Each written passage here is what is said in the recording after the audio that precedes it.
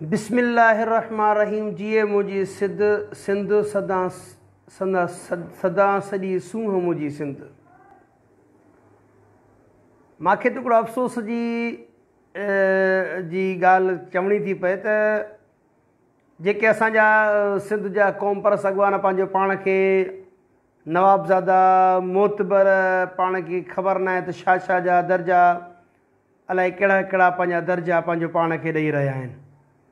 को थो चए मां सचो कामिरेड आहियां, को थो चए मां सचो देशी आहियां, को थो चए सचो मां सिंध जो सिपाही आहियां, को वरी चए थो त मां दोदो आहियां, को थो चए मां होशू आहियां, को थो चए मां सूर्य बादशाह आहियां। इहे जेके असांजा नाम निहाद क़ौम परस्त पंहिंजे खीसे जी पूजा कंदड़, पंहिंजा खीसा भरींदड़ ऐं मतिलब परस्त क़ौम परस्तनि खे असां सिंधियुनि खे उन्हनि जी ज़रूरत न आहे। जेके क़ौम परस्त उहे छा चवां, उनखे कहिड़ा अल्फाज़ चवां, मूंखे वॾो अफ़सोस ऐं गुस्सो बि अची रहियो आहे त जेके अॼुकल्ह कुता भौंकी रहिया आहिनि, जेके असांजी सिंध धरतीअ जी सालमियत ते, उनजी इज़त ते अॼु हिकिड़ा हमला थी रहिया आहिनि, उहे बेग़ैरत भौंकी रहिया आहिनि। अॼु क़ौमी असेंबली में बिल पेश थियो आहे, वॾे हिकिड़ी शर्म जहिड़ी ॻाल्हि आहे त कंहिं बि क़ौम परस्त इहे अल्फाज़ न आहिनि चया त असां अॼु पंहिंजे अमड़ जे लाइ, पंहिंजे धरती माउ जे लाइ हिकु थियूं, गॾु थियूं, सभु रंज गम कयूं, दूरि कयूं, सिर्फ़ु ऐं सिर्फ़ु पंहिंजे मक़सदु ऐं पंहिंजे मफ़ाद जे लाइ उन्हनि खे पंहिंजे पासे ते रखी करे, सिंध धरती अमड़ जे मफ़ाद खे अॻ में रखी करे इन कुतनि खे जेको असां मुंहुं तोड़ जवाबु ॾियूं। अॼु हू 3 ॾींहं मुसलसल कराची शहर जे अंदरि, सिंध जो जेको वॾो शहरु आहे, सिंध जे गादीअ जो हंधु आहे, कैपिटल शहरु आहे असांजो, उन में वॉल चाकिंग करे रहिया आहिनि। को बि उन्हनि जे ख़िलाफ़ु वावेला करण वारो कोन्हे, कंहिं आवाज़ न उथारियो आहे। ऐं असांजा सचा सपूत जेको पंहिंजो पाण खे क़ौम परस्त चई रहिया आहिनि, हिन देशी चई रहिया आहिनि, असां जेको आहे त सिंध जा नारा हणी रहिया आहिनि, सिंध अमड़ जा नारा हणी रहिया आहिनि, उहे अमड़ खे गार मिले हाणे असां जवाबु ॾींदासीं वरी 26 अक्टूबर ते। छो बाबा तारीख़ छो था रखो? कहिड़े सबबु, कहिड़े हुलिये कारण तारीख़ूं था रखो? किथे आहिनि उहे क़ौम परस्त जेके चई रहिया आहिनि त सिंध अमड़ जा नारा हणी रहिया आहिनि, जेका सिंध खे माउ सम्झनि था? असांखे दर ते अची को माउ भेण ते गार ॾे, अमड़ ते गार ॾे, असां वरी उनजो महीनो इंतज़ारु करे पोइ उनखे जवाबु ॾींदासीं। तेसीं ताईं भले क़ौमी असेंबली में बिल पास थी वञे, असांखे कंहिं शइ जी बि झिझक कोन्हे का। असांखे सिर्फ़ु झिझक आहे त उहा पंहिंजी लालच जे अञा वारी आहे त असां जेको आहे त महीने खां पोइ जेका तारीख़ रखंदासीं, मथां को इलाज करणु असांखे अचे, मथां को 2 रुपया असांजी खीसे में विझणु अचे। मां उन क़ौम परस्तनि खे कहिड़ो दर्जो ॾियां?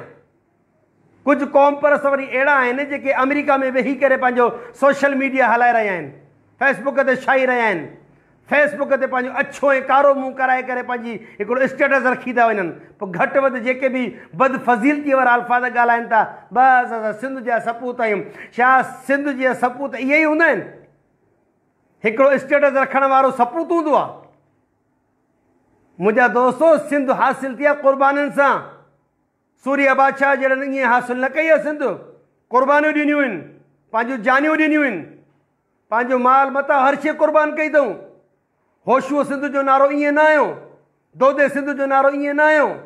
जिन जिन सिंध लाइ क़ुर्बानी ॾिनी उन्हनि जा नाला तारीख़ में रक़म आहिनि।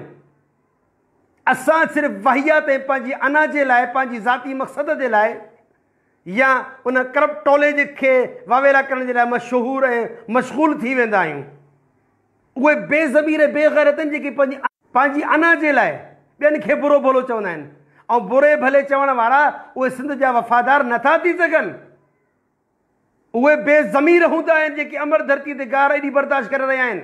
अॼु कुता असांखे भौंकी रहिया आहिनि, अॼु सिंधी टोपी अजर खे ॾिसी असांखे गारियूं ॾेई रहिया आहिनि।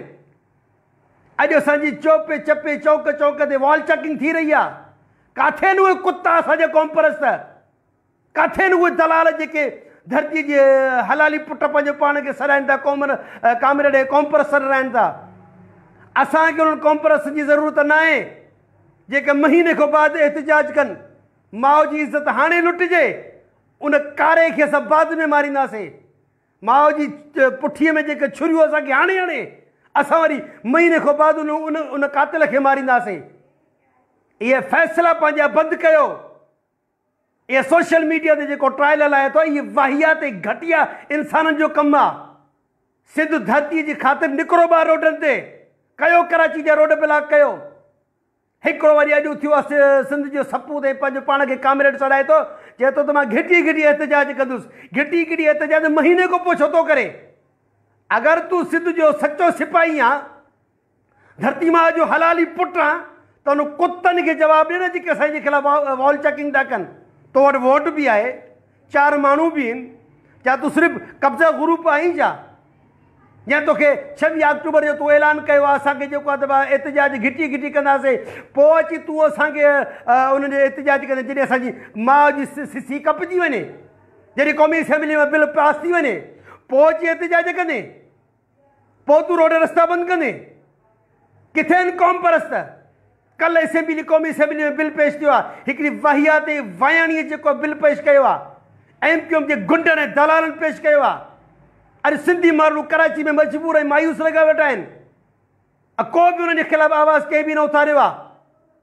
पीपुल्स पार्टी त ॻाल्हि ई न कयो, उहा त पंहिंजी करब टोले जे कढा। उनजा जेके दलाल ऐं बेग़रत सिंधी आहिनि, उहे सिर्फ़ु पंहिंजी हिकु सीट जे करे ॿियनि खे बुरो भलो चवंदा आहिनि। त करब टोलो जीअं असांजी असल में सिंध जा सॼे वॾे में वॾा दुश्मन असांजा PPA वारा आहिनि, ज़रदारी ग्रुप टोले वारा दलाल आहिनि, जिन तालीम असां को खसी, सेहत असां को खसी, धरती असां को खसी। अरे गंदगी जो ढेर धरतीअ इहे इन पीपलनि जे करे आहे। पीपला मरी आहे पाण, जेके ज़रदारी टोले जी दलाली था कनि, उन्हनि जे ख़िलाफ़ु घटि वधि ॻाल्हाइनि था आम माण्हुनि खे। उहे बेग़ैरत सिंधी आहिनि। ग़ैरतमंद सिंधी कॾहिं न हूंदा। ग़ैरतमंद सिंधी उहो हूंदो पंहिंजी लॼ ऐं लोहीअ जी लाम रखंदो, महीने खां पोइ एहतिजाज कोन कंदो। अॼु उहे सिंधी सिर्फ़ु कुझु वरी अहिड़ा हूंदा जेके पीपलनि जी तारीफ़ कंदा, ज़रदारी जी तारीफ़ कंदा। शर्म कयो उहे ज़रदारी ग्रुप जा लाबी। ॿुधी मरो तव्हां, जेके सिंध धरती ते हिकिड़ो लफ़्ज़ लिखण में तव्हांखे तकलीफ़ थी थिए, को एहतिजाज रोड ते नथा करे सघो। छाजा तव्हां सिंधी आहियो? छा में तव्हांखे सिंधी चऊं? तव्हांखे त माउ जी इज़त जी परवाह कोन्हे त छाजा तव्हां हुक्मरान आहियो या छाजा तव्हां कामरेड आहियो? मूंखे शर्म थो अचे अहिड़नि सियासतदान ते, अफ़सोस थो थिए। 48 कलाक गुज़री विया आहिनि, कंहिं बि सिंध धरती माउ लाइ को लफ़्ज़ न आहे ॻाल्हायो।